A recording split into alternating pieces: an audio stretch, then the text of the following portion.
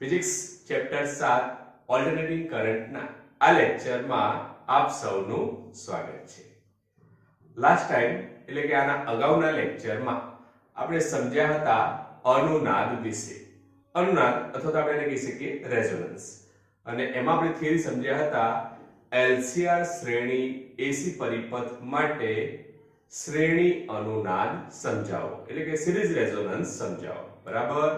એના ઉપરથી આપણે પછી આગળ વાત કરી હતી કે આઈઆરએમએસ વર્સિસ ઓમેગા નો આલેખ સમજ્યા હતા, અને આલેખ ઉપરથી આપણે બે ટર્મ્સ સમજ્યા હતા. એક ક્યુ ફેક્ટર એટલે કે ક્વોલિટી ફેક્ટર, અથવા તો આપણે એને ગુજરાતીમાં કહી શકીએ ગુણવત્તા અંક. બરાબર. અને એના પછી આપણે વાત કરી હતી બેન્ડવિડ્થ વિશે. બરાબર છે? સાચું. તો શ્રેણી અનુનાદ વિશે આપણે શું કહેતા હતા ગયા લેક્ચરમાં? તો થોડુંક આપણે યાદ કરી લઈએ. શ્રેણી અનુનાદમાં આપણે એવું કહેતા હતા કે એલસીઆર શ્રેણી એસી પરિપથ માટે કોઈ એક નિશ્ચિત અથવા કોઈ એક લાક્ષણિક ઓમેગા 0 આવૃત્તિ માટે પરિપથમાં XC અને XL કેવા થાય? સમાન. XC એટલે કે કેપેસિટિવ રિએક્ટન્સ, XL એટલે કે ઇન્ડક્ટિવ રિએક્ટન્સ. જ્યારે આ બંનેની વેલ્યુ સમાન થાય તો એ પરિસ્થિતિમાં પ્રવાહનું સૂત્ર શું થાય? Im Vm/R. એટલે કે પરિપથમાં પ્રવાહનું મૂલ્ય આપણને કેવું મળે? મહત્તમ મળે. તો આ પરિપથમાં પ્રવાહનું મૂલ્ય મહત્તમ થાય એ ઘટનાને આપણે શું કહેતા હતા? શ્રેણી અનુનાદ અથવા તો સિરીઝ રેઝોનન્સ. બરાબર? સાચું. એના પછી વાત કરીએ આપણે ક્યુ ફેક્ટર. તો ક્યુ ફેક્ટર અથવા ક્વોલિટી ફેક્ટર શું દર્શાવે? તો આપણે કંઈક ડુંગર જેવો આલેખ દોર્યો હતો. બરાબર છે? કંઈક આ રીતે શેપ આપણે દોર્યો હતો, આ રીતે આમ ડુંગર જેવો આપણે આલેખ સમજ્યા હતા. તો એમાં જે અનુનાદ વક્ર, એ આપણે જે ડુંગર જેવો આલેખ છે એને આપણે શું કહીશું? અનુનાદ વક્ર. તો આ અનુનાદ વક્રની તીક્ષ્ણતા, અનુનાદ વક્ર કેટલો તીક્ષ્ણ છે, એની હાઈટમાં જેટલો વધારો થાય એટલા માટે ક્વોલિટી ફેક્ટરની વેલ્યુ કેવી કહેવાય? વધારે. એટલે આપણે ટૂંકમાં એમ કહી શકીએ કે ક્યુ ફેક્ટર શું દર્શાવે? તો અનુનાદ વક્રની તીક્ષ્ણતા. બરાબર છે? અનુનાદ વક્રની તીક્ષ્ણતાનું માપ, એને જ આપણે શું કહેશું? ક્યુ ફેક્ટર અથવા તો ક્વોલિટી ફેક્ટર. બરાબર. તો આ વાત કરીએ આપણે અગાઉના લેક્ચર વિશે. આજે પણ આપણે અનુનાદ ટોપિકને કન્ટિન્યુ આગળ ચર્ચા કરવાના છીએ. બરાબર. તો સમજો. આ સાથે આપણે લેક્ચરની શરૂઆત કરીએ. તો આજનો આપણો પ્રશ્ન છે, સમજો. પ્રશ્ન છે એલસીઆર શ્રેણી પરિપથ માટે બેન્ડવિડ્થનું સૂત્ર મેળવો. ટૂંકમાં સમજો. હજી આપણો અનુનાદ ટોપિક કન્ટિન્યુ છે. બરાબર. હજી પૂર્ણ થયો નથી. તો એમાં આપણે અનુનાદના ટોપિકમાં જ પ્રશ્ન છે એલસીઆર શ્રેણી પરિપથ માટે આપણે બેન્ડવિડ્થ એટલે કે ડેલ્ટા ઓમેગા અથવા 2 ડેલ્ટા ઓમેગાનું સૂત્ર મેળવવાનું છે. બરાબર. સમજો. થિયરી, આમ તો નામ છે થિયરી, પણ આપણે એને એક્ઝામ્પલ કહી શકીએ, કારણ કે આમાં કોઈ પણ જાતનું વર્ણન છે નહીં. પેલી બે લાઈન આપણે વર્ણન લખીએ પછી ટોટલી ગાણિતિક સ્ટેપ જ છે, મેથમેટિકલ સ્ટેપ જ છે. આપણે એને એક્ઝામ્પલ પણ કહી શકીએ, દાખલો પણ કહી શકીએ, અથવા થિયરી પણ કહી શકીએ. બરાબર. અને આઈએમપી પ્રશ્ન છે એને ખાસ તૈયાર કરશો. બરાબર. સાચો. તો આ સાથે આપણે સમજીએ. હવે સમજો કે એલસીઆર શ્રેણી પરિપથ માટે આપણે પરિપથમાં એવું કહેતા હતા કે જ્યારે પ્રવાહનું મૂલ્ય 1/√2 જેટલું થાય, પરિપથમાં પ્રવાહનું મૂલ્ય 1/√2 જેટલું થાય તો એ પરિસ્થિતિમાં પાવરનું મૂલ્ય પહેલા કરતા કેવું થાય? અડધું થાય. અને એ પરિસ્થિતિમાં આપણે આલેખમાં બે પોઈન્ટ લીધા હતા ગયા લેક્ચરમાં. આલેખમાં બે પોઈન્ટ લીધા હતા, A અને B. તો આ A અને B બિંદુએ આપણે બે આવૃત્તિ, એને અનુરૂપ બે આવૃત્તિ નિશ્ચિત કરી હતી અથવા એના મૂલ્યો લીધા હતા. એક ઓમેગા 1 અને બીજું હતું ઓમેગા 2. તો આપણે ઓમેગા 1 આવૃત્તિ માટે ધ્યાનમાં લઈએ. તો આપણે આવું કહી શકીએ કે એલસીઆર શ્રેણી પરિપથ માટે જ્યારે કોણીય આવૃત્તિ ઓમેગા 1 ઓમેગા 0 ડેલ્ટા ઓમેગા થાય ત્યારે પરિપથમાં પ્રવાહનો કંપ વિસ્તાર એનો મૂળ કંપ વિસ્તાર કરતા કેટલા ભાગનો થાય? 1/√2 માં જેટલો થાય છે, એમ આપણે કહી શકીએ. અને આ પરિસ્થિતિમાં પાવરનું મૂલ્ય કેવું થાય? મહત્તમ મૂલ્ય કરતા અડધું, Pmax/2. આવું આપણે આલેખમાં ગઈ વખતે સમજ્યા હતા. બરાબર.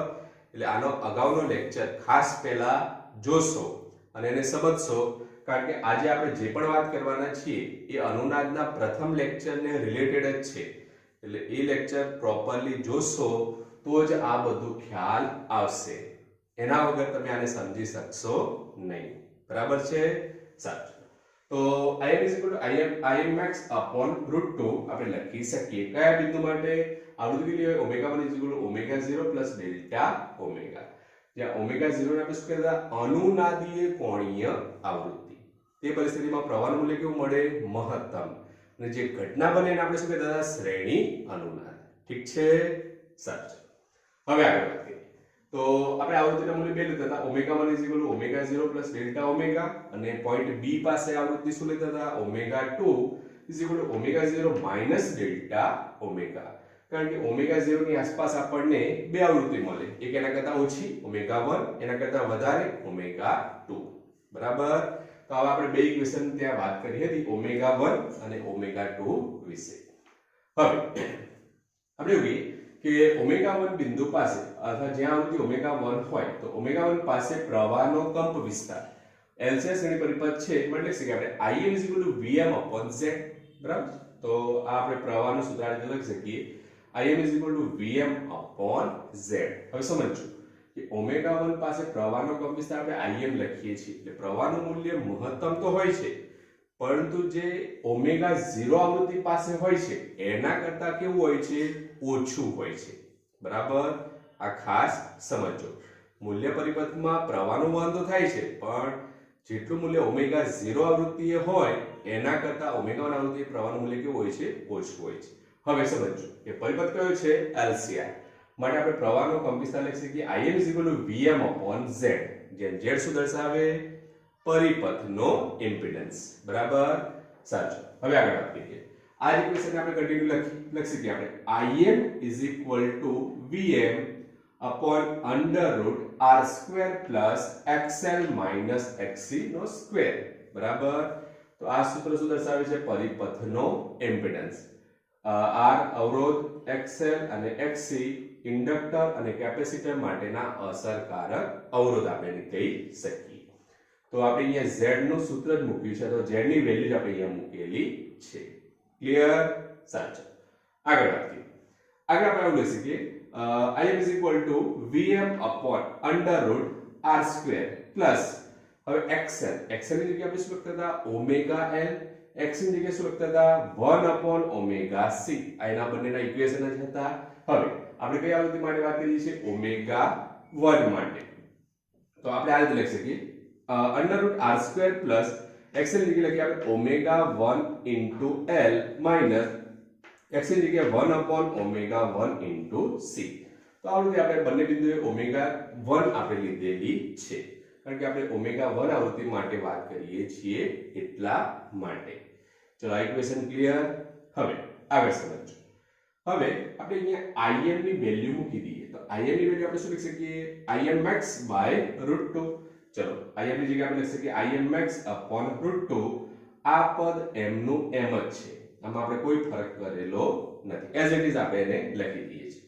આને નામ આપી દઈએ આપણે સમીકરણ નંબર 1, બરાબર? સાચું. સમજો ટોટલી ગાણિતિક સૂત્ર જ છે અને થિયરી પણ ગાણિતિક જ આપણે એને કહી શકીએ, માત્ર મેથેમેટિકલ સ્ટેપ જ છે, વર્ણન ક્યાંય ખાસ લખવાનું નથી. તો ખાસ સમજો, સમજવા માટે મેં બધા સ્ટેપ બોર્ડ ઉપર લખેલા જ છે. આમ તો તમારી ચોપડીમાં તમે જોશો તો સાદુરૂપમાં બધા સ્ટેપ ત્યાં લખેલા નથી, પરંતુ તમને ખ્યાલ આવે એટલા માટે ખાસ અમે બધા સ્ટેપને બોર્ડ ઉપર લખવાનો પ્રયત્ન કર્યો છે, જેથી તમે થિયરી ખૂબ સરળતાથી સમજી શકો, બરાબર? સર તો અહીંયા આપણે શું કર્યું? Im ની વેલ્યુ શું મૂકી દીધી? Im max /√2. ચલો આ પદ as it is, equation number 1. હવે આગળ વાત કરીએ કે LCS શ્રેણી પરિપથમાં કઈ ઘટના બને છે? અહીંયા અનુનાદની. તો અનુનાદની ઘટના બને ત્યારે પરિપથમાં મહત્તમ પ્રવાહ કેટલો થાય? તો અનુનાદની ઘટના બને એટલે આપણે શું કહી શકીએ? XL = XC થઈ જાય. ઓકે, XL = XC થઈ જાય તો એ પરિસ્થિતિમાં અહીંયા જે પ્રવાહનું મૂલ્ય છે Im, એ પ્રવાહનું મૂલ્ય કેવું થાય? મહત્તમ. અનુનાદની ઘટના બને એટલે પરિપથમાં પ્રવાહનું મૂલ્ય કેવું થાય? મહત્તમ થાય. મતલબ છે કે આપણે Imx is equal to Vm upon R. ચલો આ પદ તો શૂન્ય થઈ જાય, xl is equal to xc. અનુનાદિક કન્ડિશનમાં બંને ઘટકો કેવા થાય? સમાન. અથવા એનો ડિફરન્સ શું થઈ જાય? 0. તો આ આપણે અગાઉના લેક્ચરમાં વાત કરી હતી. તો વધે શું? Vm under root r square માટે શું થઈ જાય? Vm upon R. તો આ પરિસ્થિતિમાં આગળ જ્યારે શૂન્ય થાય ત્યારે પરિપથમાં પ્રવાહનું મૂલ્ય કેવું થઈ જાય? મહત્તમ. માટે લખી જાય આપણે અહીંયા Imx is equal to Vm upon R. આ સૂત્ર આપણે અગાઉના લેક્ચરમાં પણ આવ્યું હતું. ચલો આગળ વધીએ. હવે શું કરીએ? આ સૂત્રમાં આપણે બંને બાજુ √2 વડે ભાગીએ. સમજો. આ સમીકરણને આપણે બંને બાજુ શું કરીએ? √2 વડે ભાગીએ. તો હવે સમીકરણ શું થશે? સમજો. Imx upon √2 is equal to Vm upon √2 into R. એ આપણે √2 વડે કેમ ભાગીએ છીએ? સમજો. આપણે કંઈક સમીકરણની સરખામણી કરવી છે તો આપણને સેમ ફોર્મેટ મળે એટલા માટે આપણે આ સમીકરણને √2 વડે બંને બાજુ ભાગીએ છીએ. તો અહીંયા આપણે ક્લિયરલી લખી દીધું છે. ચલો આ પદ સુધી ખ્યાલ આવી ગયો? સમજ આવી? ક્લિયર? સાચું. હવે સમજો. તો આ પદને આપણે શું કરીએ? બંને બાજુ √2 વડે ભાગીએ. આને નામ આપી દઈએ સમીકરણ નંબર 2, ઇક્વેશન નંબર 2. હવે સમજો. હવે આપણે આ સમીકરણની કમ્પેરિઝન કરો. આ બે સમીકરણની કમ્પેરિઝન કરશો તો આ ત્રણ પદો સેમ જ છે. આ પદ અને આ પદ ડિફરન્સ છે. બરાબર? તો આપણે કહી શકીએ કે જો આ બે સમીકરણની આપણે સરખામણી કરીએ તો આ પદને ઇક્વલ આ પદ થાય એમ કહી શકીએ. આનો છેદ આના છેદ બરાબર થાય એવું આપણે કહી શકીએ. તો લખી શકીએ આપણે આગળ. સમજો. સમીકરણ 1 અને 2 પરથી. તો સમીકરણ 1 અને 2 પરથી આ જે છેદમાં પદ છે અંડર રૂટ એ પદ √2 into r બરાબર થાય. આપણે જ લખ્યું છે. જો પદ એ છે આના બરાબર આપણે આ પદને લખી શકીએ. બરાબર? હવે સાદુરૂપ જ છે. ફરીથી કહું છું, સારી રીતે સમજજો. અહીંયા જ ખ્યાલ તમને આવી જશે. બરાબર? ઓકે. પછી ચોપડામાં લખો. લખ્યા પછી એકવાર જાતે ચોપડો બંધ કરીને સાદુરૂપ આપવાનો પ્રયત્ન કરશો તો થિયરી તમને 100% ક્લિયર થઈ જશે. બરાબર? આમાં શું થાય કે થિયરી તમે અત્યારે શું કરો? બોર્ડમાંથી લખી દો અથવા તો પીડીએફ માંથી લખી દો અને પછી એક્ઝામમાં જ્યારે સાદુરૂપ આપવા જાઓ ત્યારે ભૂલ થાય. આવું ન થાય એટલે શું કરવાનું? 1-2 વાર લખવાનું. એના પછી એકવાર ચોપડો બંધ કરી અને પછી સાદુરૂપ આપવાનો પ્રયત્ન કરવાનો. કોઈ જગ્યાએ જો તમારી ભૂલ પડે તો તમને ખ્યાલ આવશે કે હા આ જગ્યાએ હું અટકું છું. બરાબર છે? સાચું. હવે આગળ વધીએ. તો આ બે સમીકરણ આપણે કમ્પેરિઝન કર્યા. આનો છેદ આના છેદ ઇક્વલ થાય. આપણે એ જ પદ અહીંયા લખેલું છે. હવે બંને બાજુ આપણે વર્ક કરીએ તો અંડર રૂટ અહીંયા cancel. r² plus into bracket ω1 into l minus 1 upon ω1 into c whole square is equal to 2r². ચલો √2r છે શું થઈ જશે? 2r² આપણે લખી શકીએ. હવે આગળ વધીએ. અહીંયા પ્લસ r² છે, સામે જાય તો minus r². 2r² minus r² શું આવી જશે? r². બરાબર? ક્લિયર? સાચું. તો આ પદ આપણને આ રીતે મળશે. r² ને આપણે ક્યાં લઈ ગયા? સામે. હવે આ પદ તો પાછું આપણે વર્ગમૂળ લઈએ તો શું થશે? ચલો ω1 into l minus 1 upon ω1 into c square cancel થઈ જશે ઇઝ ઇક્વલ ટુ r. આ આપણે લખી શકીએ. હવે અહીંયા ω1 છે બંને જગ્યાએ. અહીંયા આપણે ω1 ની વેલ્યુ મૂકીએ તો ω1 નું ઇક્વેશન આપણા માટે શું હતું? જો ω1 is equal to ω0 plus delta omega. ચલો આ જ વેલ્યુ આપણે અહીં મૂકી દઈએ તો ω1 ની જગ્યાએ આપણે શું લખી શકીએ? ω0 પ્લસ ડેલ્ટા ઓમેગા. એ જ રીતે અહીંયા પણ છેદમાં પણ આપણે શું લખી શકીએ? ω0 પ્લસ ડેલ્ટા ઓમેગા. બાકીના પદો એઝ ઇટ ઇઝ આપણે અહીંયા રાખીશું. ક્લિયર? આગળ હવે અંદર કોણી કાઢીએ. લખી શકીએ આપણે ω0 into l plus l into delta omega. બરાબર છે? Okay. Minus 1 upon ω0 into c plus c into delta omega is equal to r. ચલો ક્લિયર? આગળ હવે આ જે પદ છે એમાંથી આપણે ω0l ને શું કરીએ? કોમન કાઢીએ. જો ω0l ને કોમન કાઢીએ તો ઇન્ટુ બ્રેકેટ આપણે લખી શકીએ 1 પ્લસ આની જગ્યાએ શું આવી જશે? 1 પ્લસ. હવે જો અહીં તમે જોઈ શકો છો અહીંયા ω0 નથી. આપણે પદને શું કરવાનું? ω0 વડે ભાગવાનું. બરાબર? તો ω0l કોમન કાઢીએ તો આ પદનું સાદુરૂપ આપણે આગળ આપીએ તો કોમન શું આવશે? 1 પ્લસ ડેલ્ટા ઓમેગા અપોન ω0. બરાબર, આ પદ ખ્યાલ આવ્યો? ના આવે તો ફરીથી સમજો. તમે આ બે પદનો ગુણાકાર કરો તો આ પદ આવવું જોઈએ. જો ઓમેગા 0 કેન્સલ થઈ જાય, શું વધ્યું? L * ડેલ્ટા ઓમેગા આવી જાય છે. આજે પણ તમે સમજી શકો છો. માઈનસ 1 ઓમેગા 0c, અહીંયા શું કોણ કાઢીએ આપણે? ઓમેગા 0c, તો છેદમાં શું આવી જશે? Into bracket 1 plus delta omega upon omega 0. ચલો આ રીતે આપણે સાદુરૂપ આપી શકીએ. ઇઝ ઇક્વલ ટુ આપણે લખી શકીએ સામે r. હવે આપણે એમ કહેતા હતા કે અનુનાદની ઘટના બને, પરિપથમાં જ્યારે અનુનાદની ઘટના બને ત્યારે XC અને XL કેવા થાય? સમાન. Inductive reactance is equal two capacitive reactance. Okay, તો આપણે લખી શકીએ અહીં XC ઇઝ ઇક્વલ ટુ શું થાય? XL. હવે આપણે લખી શકીએ કે 1 omega 0 c is equal two omega 0 L, જ્યાં ઓમેગા 0 શું દર્શાવે? અનુનાદીય કોણીય આવૃત્તિ. તો XC બરાબર XL, 1 omega 0c is equal two લખી શકીએ આપણે ઓમેગા 0 L. હવે સમજો, અહીંયા પદ છે જો 1 ઓમેગા 0c, 1 ઓમેગા 0c, આ પદ દેખાય? ક્લિયર? તો આ જે પદ છે 1 ઓમેગા 0c એની જગ્યાએ આપણે શું લખી દઈએ હવે? Omega 0 L. તો સમજો આગળ. જો હવે સાદુરૂપ આગળ omega 0 L, omega 0 L 1 plus delta omega upon omega 0, એટલે કે આગળનું પહેલું પદ છે એ આપણે એઝ ઇટ ઇઝ જ લખેલું છે, એમાં કોઈ ફેરફાર કર્યો નથી. માઈનસ પછી આપણે હવે સમજો અહીંયા 1 ઓમેગા 0c, 1 ઓમેગા 0c ની જગ્યાએ હવે શું લખીશું આપણે? Omega 0 L minus omega 0 L. ચલો ઇન્ટુ બ્રેકેટ જે પદ છે એ એઝ ઇટ ઇઝ લખી દો, 1 plus delta omega upon omega 0 is equal two લખી શકીએ આપણે r. બરાબર, આગળ હવે ઓમેગા 0 L આ પદ એઝ ઇટ ઇઝ, પ્રથમ પદ એઝ ઇટ ઇઝ લખી દો. ચલો સેકન્ડ પદ omega 0 L minus omega 0 L. હવે જે છેદમાં પદ છે 1 plus delta omega upon omega 0, એ પદને આપણે ઉપર લઈ જઈએ. ઉપર લઈ જઈએ તો આપણે લખી શકીએ રેઝ ટુ -1. બરાબર, ઇન્વર્સ કરીએ છીએ એટલે આપણે ઘાત શું લખી શકીએ? -1. સમજો, છેદમાં જે પદ છે આપણે ક્યાં લઈ ગયા? ને ઉપર, એટલે લખી શકીએ એની ઘાત કેટલી? -1. Inverse raise to -1 is equal to r. બરાબર, આપણે વાત કરતા હતા કે જો delta omega upon omega 0 is very less than 1 હોવાથી, હવે આ કેવી રીતે સમજો કે ઓમેગા 0 શું છે આપણા માટે? અનુનાદીય કોણીય આવૃત્તિ. બરાબર, એ પરિસ્થિતિમાં પ્રવાહનું મૂલ્ય કેવું મળે આપણને? મહત્તમ, એકદમ પીક વેલ્યુ આપણને મળે. જે આપણે થોડુંક રફ આલેખ જે આપણે ગઈ વખતે સમજ્યા હતા એના ઉપરથી આપણે સમજી લઈએ.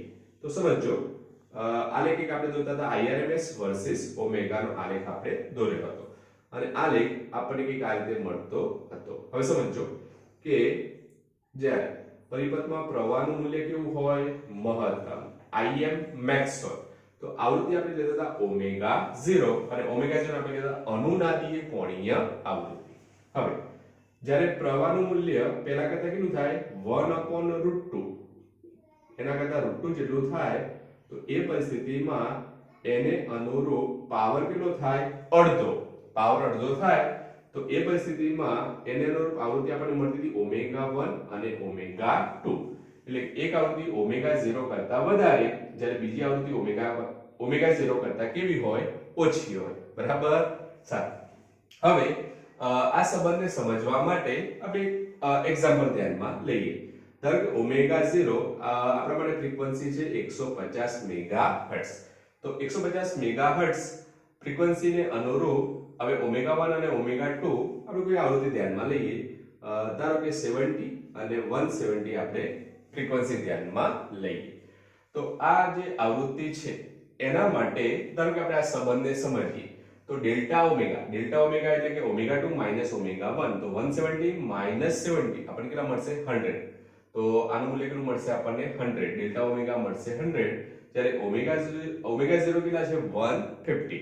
ઓમેગા 0 લખી શકીએ આપણે 150. તો એ પરિસ્થિતિમાં આનો જે ગુણોત્તર આપણને મળશે એનું મૂલ્ય ઇઝ વેરી લેસ ધેન 1 હોય છે. હવે કોઈ પણ આપણે આ માત્ર સમજવા માટે ઉદાહરણ લીધું, પણ દરેક પરિસ્થિતિમાં જ્યારે અનુનાદની ઘટના પરિપથમાં બને તો એ કિસ્સામાં આ ગુણોત્તર જ્યારે પણ લેવામાં આવે ડેલ્ટા ઓમેગા અપોન ઓમેગા 0 તો એનું મૂલ્ય ઓલવેઝ વેરી લેસ ધેન 1 જ હોય છે, બરાબર. તો આ ખાસ યાદ રાખશો.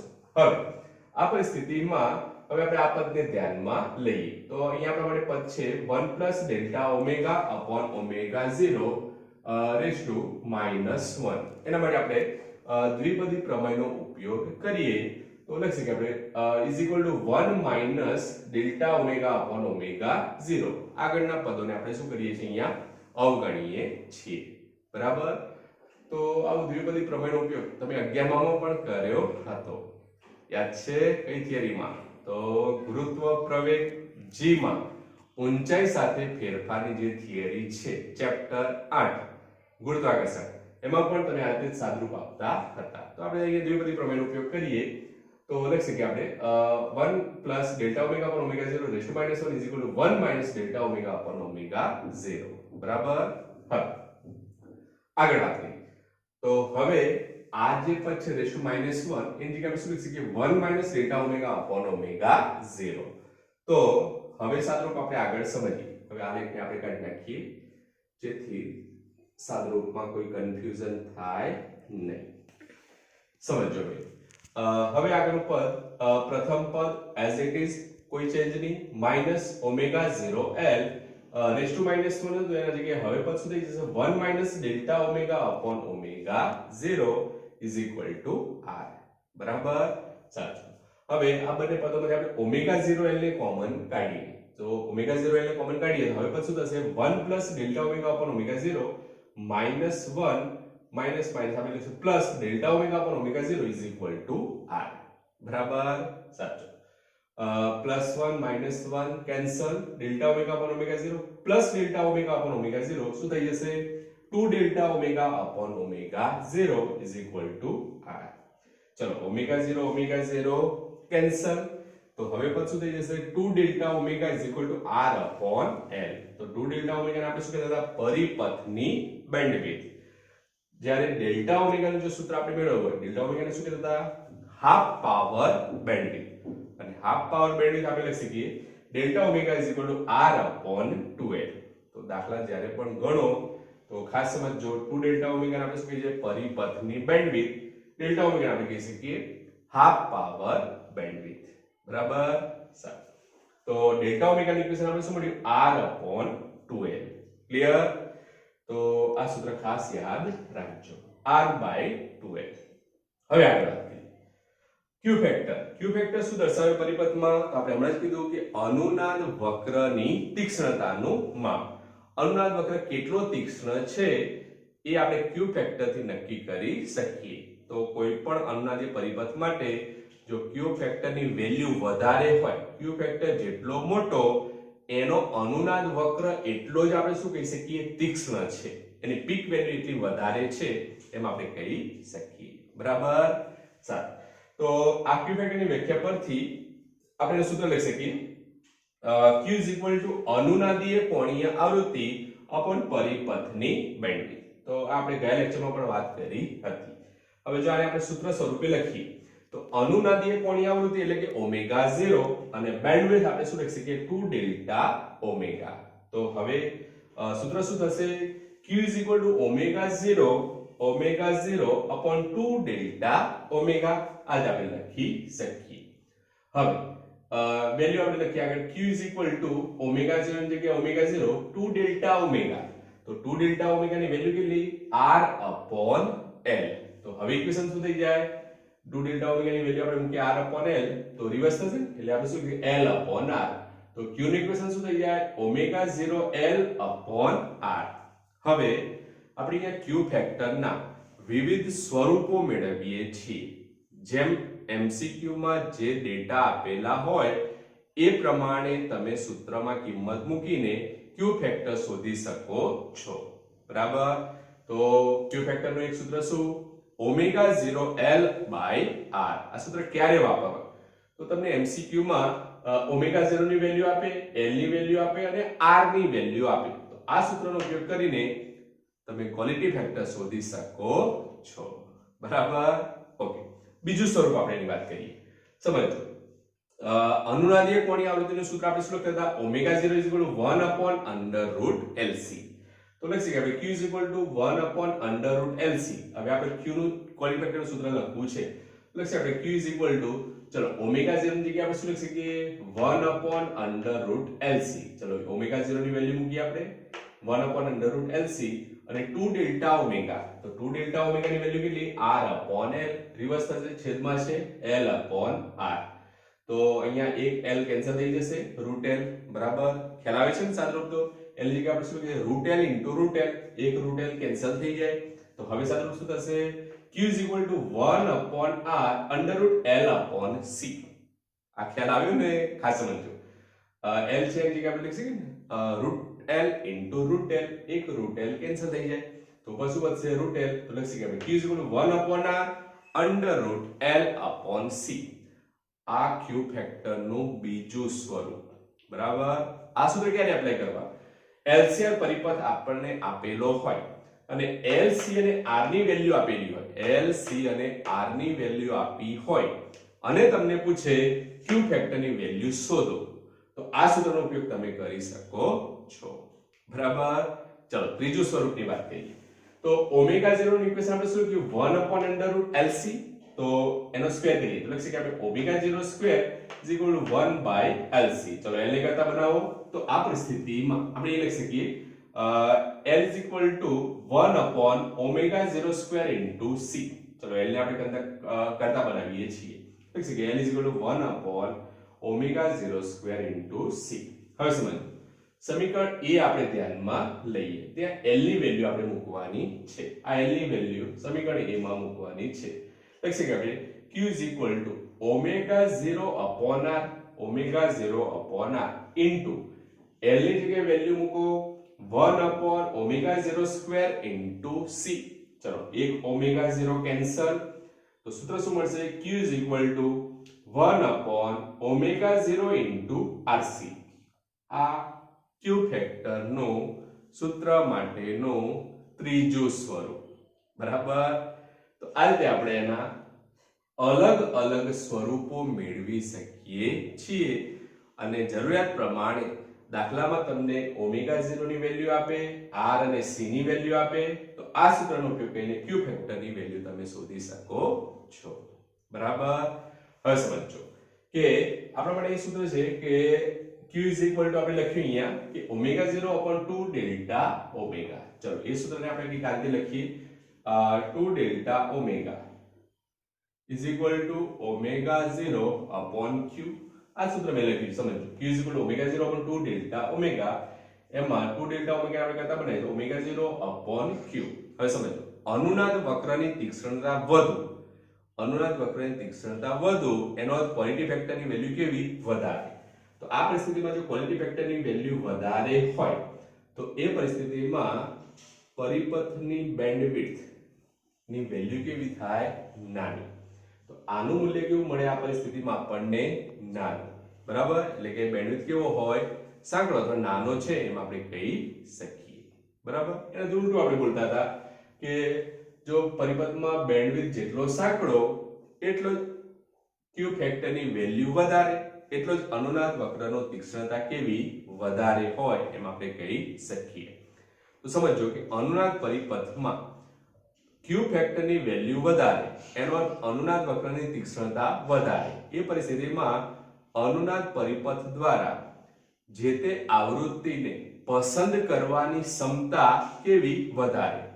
હવે આવૃત્તિને પસંદ કરવાની ક્ષમતા એટલે એને શું કહી શકાય? સિલેક્ટિવિટી. સિલેક્ટ કરવું, પસંદ કરવાની ક્ષમતા. પસંદ કરવું એટલે સિલેક્ટ, પસંદ કરવાની ક્ષમતા, એના માટે શબ્દ શું વપરાય છે? સિલેક્ટિવિટી. બરાબર, અનુનાદ વક્રની તીક્ષ્ણતા ઓછી, q ફેક્ટરની વેલ્યુ ઓછી, તો આ પરિસ્થિતિમાં આવૃત્તિને પસંદ કરવાની ક્ષમતા પણ કેવી? ઓછી. એટલે કે સિલેક્ટિવિટી કેવી થાય?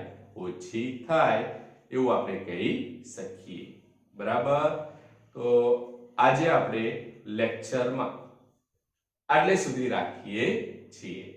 તો આ સાથે આપણો જે અનુનાદનો જે ટોપિક હતો એ અહીંયા થિયરી પાર્ટ એનો પૂર્ણ થાય છે અનુનાદ ટોપિક માટે. બરાબર, આગળ આપણે વાત કરીશું અનુનાદના દાખલા વિશે એ આપણે આના પછીના લેક્ચરમાં સમજીશું.